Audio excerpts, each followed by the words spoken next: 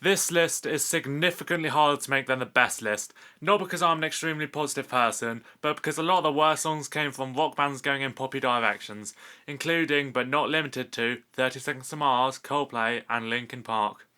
Therefore, this is just top 10 as opposed to top 20, and that way I'll have more time to really rip into these songs. I do have some honourable mentions though, so let's get those up right now.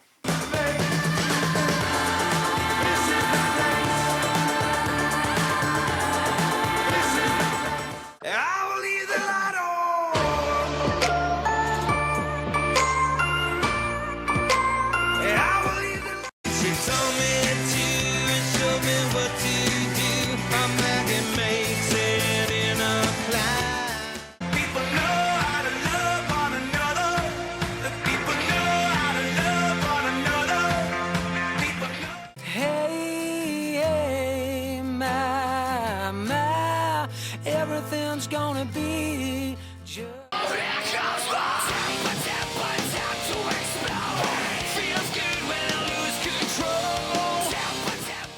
If you're curious as to why those songs are on this list, then feast your eyes on the description below. Right, now let's get to the actual top 10. Royalty over royalty! Who do you trust? Tell me, who do you trust? Oh, Papa Roach, what happened to you? These guys had some dated but decent hits in the noughties, and even their 2017 album Crooked Teeth had a few good songs, but their latest album was awful. It was a toss-up between the title track and the trend-chasing Imagine Dragons cover band-like song Elevate, but at least that song is somewhat catchy, and it has a decent pre-chorus. This song is laughable with Jacoby Shadows' cringe-inducing shouts of "Who do you trust?" over and over again, and just capitalising on the electronic pop rock bandwagon in a very bad way, while maintaining their adrenaline for edgelord style. If you thought 2019 was going to be a good year for rock music, using that term lightly, then this song and album might have made you think otherwise. I'm like a loser that's betting on his last dime. Oh, I'm still alive. This is probably the only really controversial pick on the list, but I can't give this song a pass at all. Pretty much every fan loved the song, and some have even called it one of their best songs ever. You serious? While there's not been a lot in Green Day's discography of this decade that I've enjoyed, I don't vehemently dislike most of it either, but this song just irks me. Basically, my issue is that it sounds like what a 13-year-old girl would write after breaking up with her boyfriend. I'm still alive, I'm still breathing, so deep. Makes Billie Eilish look like a fucking poet. Also, the verse riff sounds too much like Blink-182, which is a band that I do like, but it kind of doesn't suit Green Day.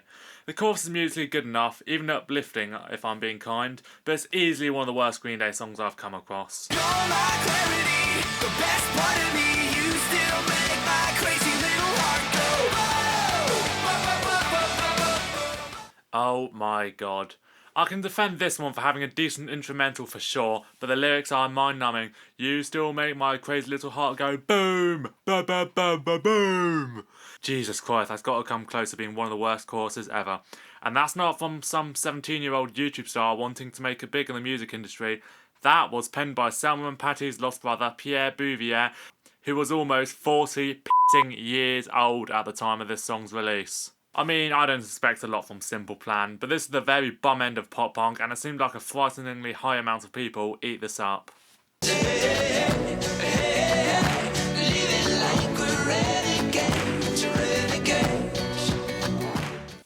Time to talk about Diet Imagine Dragons! Yay! I say that about ex-ambassadors because not only do they have a similar sound, but much worse, hot damn, but because the two bands have collabed a few times, such as in Sucker for Pain, and to this day I still don't know what the ex-ambassadors are even doing on that song.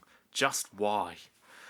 But here we go with their only big hit in the UK, Renegades, a derivative folk rock song with annoying crowd chants, faux motivational lyrics, and if I'm being honest, I just find the guy's voice annoying. I get that it means a lot for them, as their keyboardist has been blind all his life, but that sadly doesn't reflect on their music. You can keep these guys, America, we're totally fine over here.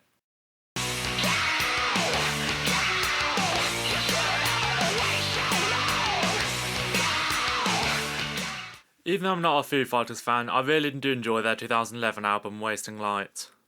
The only real exception is this song, and I get it, I get that they were just having fun, but why release it as a single then?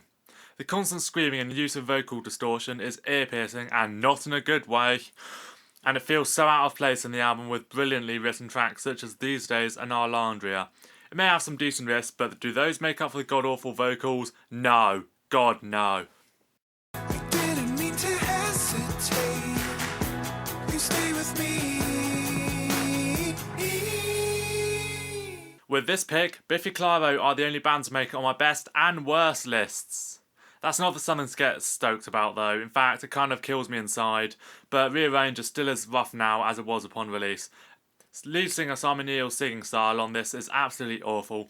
I just don't understand how he went in the studio thinking, let's try singing this way for this track. And it's a crying shame because I love the album Ellipses, it's a fantastic album, and he sounds a lot better on even the softer songs on there. But for some reason, this started the one the radio decided to shove down everyone's throats in 2016, despite being preceded by 3 fantastic singles, Wolves of Winter, Animal Style and How. What doesn't help is the obnoxiously repetitive nature of the song and its uncalled for do do do. Such a shame from Scotland's finest trio.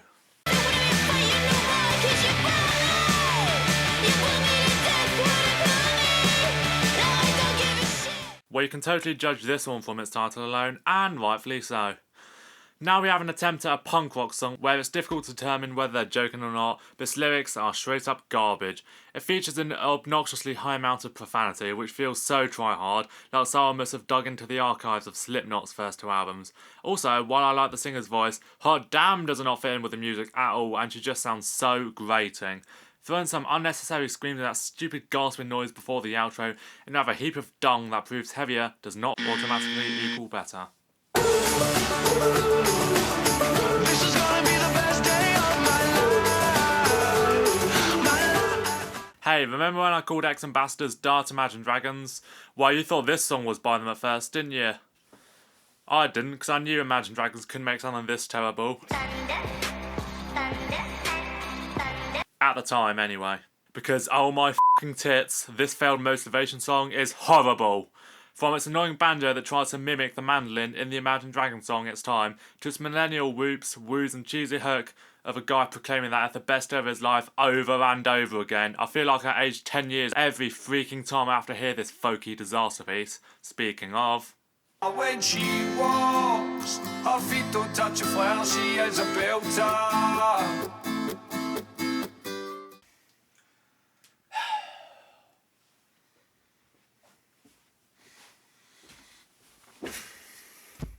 You know a song is absolutely terrible when, upon the first time listening to it, you and your whole family burst out laughing. Seriously, I thought the radio was f***ing with us at first when playing this. Jerry Cinnamon's accent is extremely gross to listen to, and the amount of slang in this song probably equates to the amount of people that actually find this enjoyable. I never like the term belter to describe a song, but let's just say this song is anything but a belter, and now every time someone uses the term, I want to start a fight with them. Apparently in Scotland it means outstanding, beautiful, etc. And the song is basically about falling in love with a girl, surprise, surprise. It's expressed in the corniest and most unintentionally laughable way possible.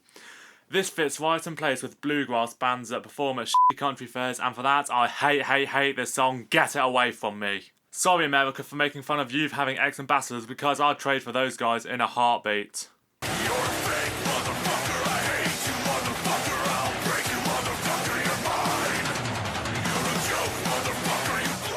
It's the moment you've all been waiting for, watching me annihilate the top pick on this list, and I've chosen the angry boy who had his phone confiscated anthem. I've tried to keep metal out of this list as I pretty much dislike the entire genre, but I couldn't ignore the monster energy chugging, wife beating, steroid enhanced, bro metal fivesome, 5-finger death punch. Yes, I'm counting metal as rock. If you have an issue with that, hit me up on Twitter, which I don't have. It's a god awful lyrics, man. You're a fake motherfucker. I hate you, motherfucker. And the funny thing is, every fucking time they release an album, the lead singer Ivan Moody hypes it up like the greatest work ever, and then release cancerous bullshit like this. And this was the lead single from their horrible album And Justice for None. Edgy title is edgy and bad first impression is bad. But I haven't mentioned the funniest part. The line, "You're dated, motherfucker." Yeah, because dropping an F-bomb at every possible corner while sounding like a butthurt man-child is totally up to date and mature. But wait, I haven't mentioned the actual funniest thing about the song yet. It's actually a genuine song that's supposed to be taken seriously. I suppose it could work as a workout song, but if you're caught in the gym screaming along to "I'll break your motherfucker, you're mine," you're gonna get laughed at, and deservedly so. This band deserves the hate they get from music critics, and this is, in my humble opinion, the worst rock song of the 2010s. Phew, that's the list. Please check out the best list, it's down below in the description, it's also on this end screen here. Please like the video and give me a subscribe. I'm Asa, thanks for watching this video.